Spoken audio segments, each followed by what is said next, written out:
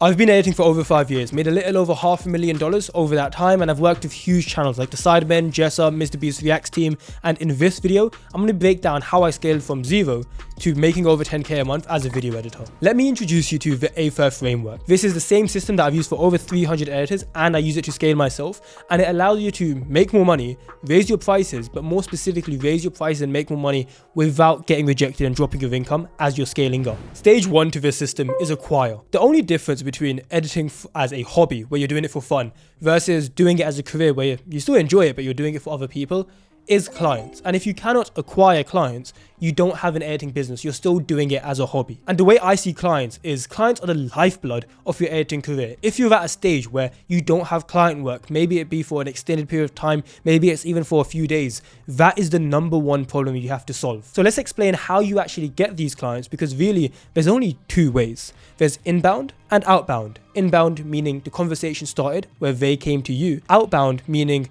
the initial conversation started when you go to them. Now, a lot of people will call it outreach, but really there's multiple ways to do it. It's just, did you go to them or did they come to you? A lot of editors ask which one's better. Some people will say inbounds are better because it's more passive. Some people say outreach is better because you can just scale it up as you want.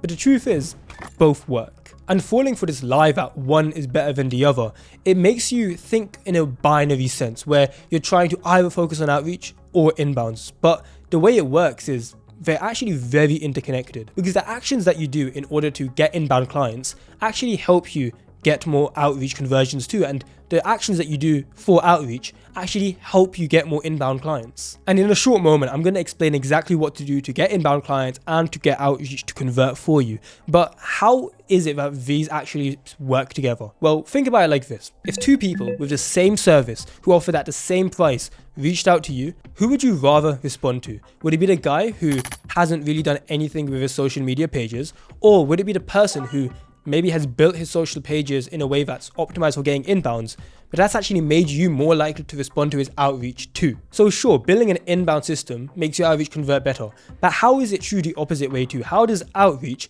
help you get more inbounds? Well, think about it like this. If you were to reach out to someone, let's say you wanted to hire a freelancer for yourself, would you rather reach out to someone who has actually worked with clients before, or would you rather work with someone where you're going to be their guinea pig? So by having a reliable outreach system in place, it actually means you have more clients to show off, meaning more people will want to work with you and reach out to you as inbounds. But how do you actually set these inbound and outreach systems up? That's what we're going to cover now. For inbounds, I like to keep it super simple. In fact, you only really need to set up 2 platforms. There's X and your portfolio. X serves as the way that you're getting traffic, so people to actually find out you exist, and your portfolio serves to actually get people nurtured and get them invested enough to reach out to you. I personally have made over $500,000 just from client work alone over the last 5 years. Probably like 95 to 100% of that work was because of my X profile, and it's the easiest one to sort out because there's other platforms like Instagram, TikTok, those other platforms, but I found nothing's as efficient for editors to get clients as X. But what do you actually post in order to get clients? Well, honestly, it's super simple. I call it editing previews. Editing previews are just cut up versions of work that you've already done, where let's say you've edited a 10-minute video, you've got some animations towards the beginning, the middle and the end. You're just going to cut out the boring parts and turn it into a 15 to 60 second post where you're showing off your best work. So as you start posting more and more previews, you're going to realize people start coming onto your account. You start having traffic come towards you. You need to make sure that it is as humanly easy as possible in order for them to find your portfolio. The reason being, as soon as someone likes your work, you've got probably about 10 seconds before they go on with their day or they get distracted again. So we need to utilize that 10 seconds of sort of pain or interest that we've caught, and we need our portfolio directly on our page. The way I like to do this is on Twitter, you'll be able to add a link. You put your portfolio there. You shouldn't have any other links other than your portfolio. And also you can use your location, where some people for some reason put their actual location, but that doesn't help them to get clients. Instead, you can use that location to just type a call to action where you tell people to click on the portfolio. So now you've gotten someone on your portfolio. You want to make sure that you've created and optimized it well. If you're still using something like a Google Drive or Behance or like one of those, I think it's called like Bento, like those weird NPC portfolio sites, like you don't want to be using those. What I personally recommend is use a website builder like Card. I prefer Card because it's worked for me and also it's super cheap. And the main thing is you want to structure your portfolio in a way that's optimized for how clients actually look at your work. A lot of editors put their best videos towards the middle or the end, or they'll have the first video just be some boring intro and then the actual animations are midway through the video. The thing is, if you saw how clients actually look at your work, you would be surprised. They literally just like click on the first video, watch like 3 seconds, pause it, go to the next, watch a couple seconds, and then they'll decide to DM you or not, or to click off. So we want to capitalize on those first few seconds. That means you want to prioritize on your portfolio the videos that have the strongest edited hooks. As well as this, some tips to make sure your portfolio is optimized. Make sure the design principles are not only great in your editing, but also your portfolio is well made. But how do you actually get people from your portfolio to actually become a client? Because portfolio views isn't what makes you money, right? That's where you want to have some sort of conversion mechanism. Now, in business, you always have a conversion mechanism. This might be a call, this might be in the DMs, this might be in person, this could be a pre-recorded video. There's different ways to convert a stranger into a paying customer. In editing, I would honestly just recommend do it through text. There are $100 videos that I've closed through text. There are $1,500, $2,000 videos that I've closed purely through text. It's just super reliable. And in order to get these people from the portfolio to your DMs, you just say it clearly. At the end of your portfolio, you say, message me on X or DM me here. So just keep one clear call to action. I recommend putting it to Twitter, especially because you've actually brought people from Twitter and now you're bringing them back, meaning by the nature of the traffic, they have a Twitter account. But let's say you're applying the same concept to Instagram or TikTok for some reason. Whatever platform you reached out on, that's usually the one that I recommend getting people to message you on. From there, they're now in your DMs, you just got to close them. I'm not going to go super in depth on the closing process because I made other videos on that, but it's essentially just establish expectations where before you give a price, make sure you understand what style they want, what the deadline is, take a look at the footage, and then give a price, and then you're going into objection handling and you close. So that's the entire inbound process. And if you've been listening along carefully, you're actually very well set up to do outreach too, because the thing is, it's basically the exact same thing, but instead of the client sending that initial message, it's just you opening the conversation, and the process is the exact same for closing them. Now, there's going to be 2 main parts of outreach that you need to solve. It's finding the people and then actually reaching out to them and closing them in DMs. In terms of lead generation, meaning finding people to actually reach out to, honestly, the platform doesn't matter. There's YouTube jobs, there's Discords, there's Twitter search. Quick tip, by the way, what you can do is you can interact with a lot of job posts, and Twitter's algorithm will realize that, hey, this person for some reason really likes these posts, and it will serve you more job posts. But essentially, there's 100 different ways that you can lead generation, and the truth is most of them work. Now, the way that you reach out is going to depend on the prospect and their level of awareness. Let me explain what I mean. There's something called Eugene Schwartz's levels of awareness, meaning how aware of the product, problem, or solution is someone prior to you reaching out and talking to them. On this end of the spectrum, you have most aware. These are people who know who you are, know what you offer, and are raving to work with you. Slightly less aware than most aware is product aware. This is sort of someone who knows that you offer this service / product, and now they're reaching out to you knowing what you provide and that you exist. So that's essentially someone who's product aware. Then slightly less aware than that is someone who's solution aware. They know they need an editor and that it'll solve their problems, but they're not sure that they know they need you. Like, they don't know that you exist and you're approaching them. The slightly less aware than that is someone who's problem aware. They might not be looking actively for an editor, but they know that they have problems that need to be solved. For example, someone might know that their channel hasn't got good editing. They might know that they want to be posting more videos. They might know that their retention is poor, but they don't know that an editor is the solution for that, or they just haven't considered that solution.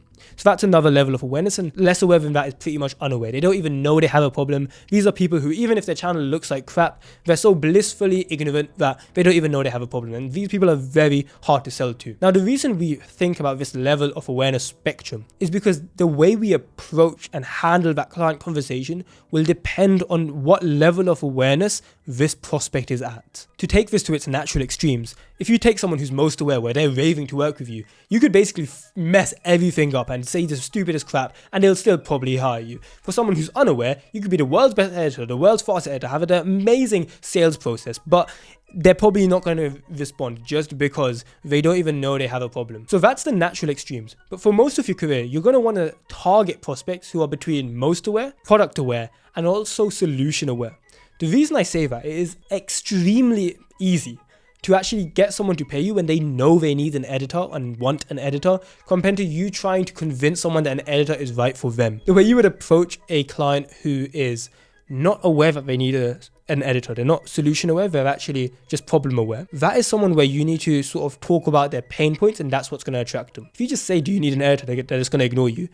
This is where you get the more like, hey, retention, hey, like, saw your edits look like this at the moment, were you considering ever doing XYZ with the videos, did a V-edit, that sort of thing. You want to save those type of approaches for the more unaware / problem aware type of prospects. The problem that a lot of editors face is that they take this approach of I'll maximize your retention to people who don't want to hear that. These are people who already know they need an editor, and now you're telling them that you're going to maximize retention when you don't even know if that's what they want. It would make so much more sense for this person to first find out your problems, then cater himself to become the solution, rather than coming as this pre-packaged thing where you're saying, I'm going to maximize your retention or I'll get you sales. Like, it just comes off a bit weird. So that's how you should outreach in terms of where to find people, and also what you're supposed to say when you're first coming to them, just being super intentful. Once you're here, it's pretty much the exact same process for closing these outreach clients as it would be for inbound.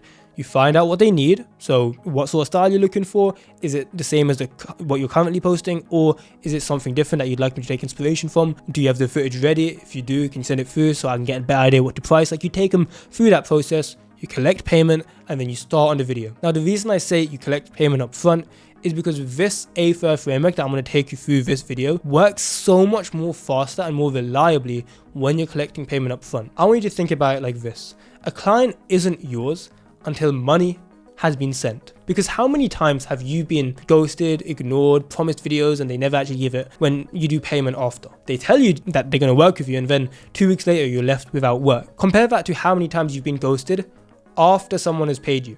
How many times have you been paid and then the guy never talks to you again? The main reason that I tell editors to do payment first isn't even because of scams. The truth is, yeah, some people will scam you, and doing payment up front gets rid of that problem. But more importantly, it just means you get projects sent faster, you get more consistent work, and you get clients that actually give you work rather than promising you work and then 3 weeks later ignoring you completely. That's what payment upfront does, because in any business, I don't know why every other business understands, but editors just don't get it. Cash is the lifeblood of the entire business. Like, without cash, the business dies, and by collecting more cash up front, the business thrives so much better. So that's stage 1 of the AFIR framework. You've been acquiring clients through inbound and outreach methods, and it leads us perfectly onto stage 2, which is fill. This is where you actually fill past the capacity that you can physically handle. And I know this sounds scary to a lot of editors. What do you mean I should take more than I can handle? I'm going to burn out. I'm going to miss deadlines. I'm not going to be able to do this much work because I've never done that much before. But I promise you, this is a system that works. And if you can trust me and just understand this is what I've done to make over $500,000 from client work, it's what a ton of other editors done to hit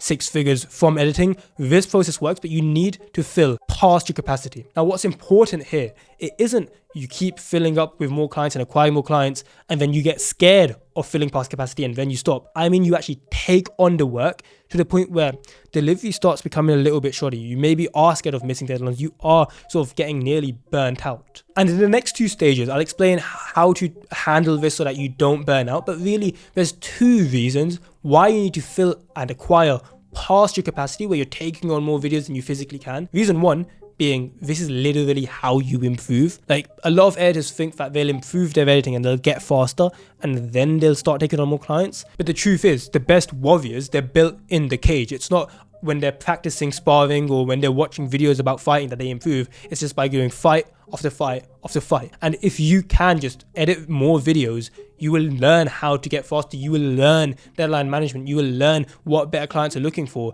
because you're just doing more reps with faster feedback cycles. But reason 2 is it leads us perfectly into the 3rd stage of this AFIR framework, which is to identify the lowest leverage clients. So by this point, you've had your client engine running, you've been acquiring clients, you've filled past your capacity. Maybe it's been a week, 2 weeks where you actually feel a lot more stressed than usual. Fulfilled, but yes, stressed. Now is a point where we're going to find out who is the client that we're going to get rid of. And specifically, it's not just going to be the lowest paying guy. When I used to run this AFIR framework with other editors that I coach, I used to just say raise it for the lowest paying client. Now, my opinions have honestly changed throughout time. Let me give you an example. Let's say you have a $500 client, And if you had to say how hard or how much time this client took, it's an 8 out of 10 difficulty for a $500 per video client. And then you might also have a $250 client who's paying you half as much, but it's a 2 out of 10 time and energy put into that. Who's the better client? You might think that 500 is paying more, but the truth is, if you could just not work with that 500 guy and work more with that 250 guy, but the easier videos and they take less time and they're less stressful, the 250 guy is actually the better client here. So you want to do this analysis where you want to bring up a table where you've got the amount someone's paying you per video, you want to rate out of 10 how hard this video is,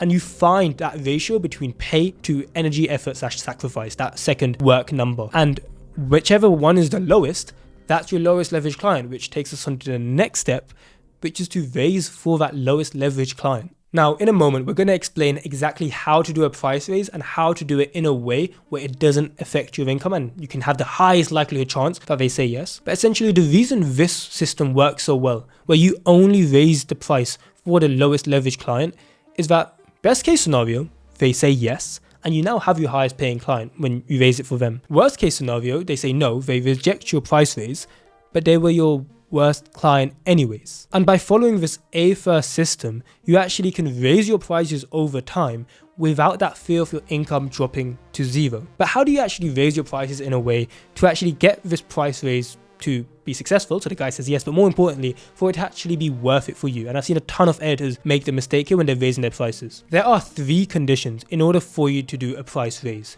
Condition number 1 is that you need to make sure that you have other clients who are consistent. If you do a price raise when you have no other consistent clients, do not come crying when your income drops to zero. Condition 2 is that you have recently over-delivered for the client that you're about to raise it for. If you've been doing a shitty job and you've been missing deadlines and you haven't even been doing good videos because this guy barely pays me, don't expect the price raise to go well. And criteria 3 for being able to raise this price is that he is ready to actually give another video. When it comes to the timing of when you say, hey, I want to charge this much, it is important that you set it and say it at the right time. Let's say you just finished a video and you tell him, hey, here's the video. He says, cool, thanks. And you say, cool, by the way, next video is going to be 25% more, insert number that you want to charge. The guy's just going to say like, okay, cool, I'll think about it. And then next week is going to go with another editor. Compare that same price raise to if you said it right before you're about to work on a project. So let's say you give him the video, you've over-delivered, he says, thanks, awesome. And you ask, when's the next video?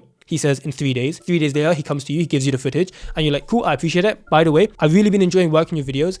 However, I've actually been super busy recently. I want to keep working with you, but my new prices are going to be this much. Now, because he's literally about to work on a new video, imagine how much more painful it would be for him to switch editors compared to if you just try to raise the price when he's going to give you a video next week. Raise it just before you're about to work on another project, because that will give you the highest likelihood chance that he actually says yes. So when all 3 of those conditions are in place, you're going to raise the price for that lowest leverage client. And the thing is, you want to raise it by a good amount. There's something that I call bitch raises, where pretty much you're charging, let's say, $200 a video. You want to raise your prices and you raise it to $250 per video. Oh, I just hit my entire setup. But you raise it by like such a pussy amount.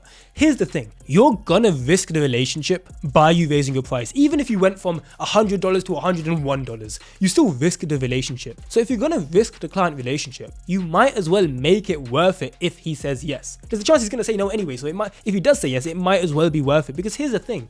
Let's say you're charging $250 a video and you feel underpaid and he's the lowest leverage client. You raising it to $300 per video, you probably still feel underpaid. And here's the thing, you're going to want to raise it again next week. So you might as well raise it by a good chunk. For example, there's this editor that I used to coach around last year. His name's Artem. Now, at the time, Artem was making about $3K a month. I think he was charging $1.3K per video. These videos took a lot of work. And the thing is, he felt underpaid at $1.3K per video. He came to me.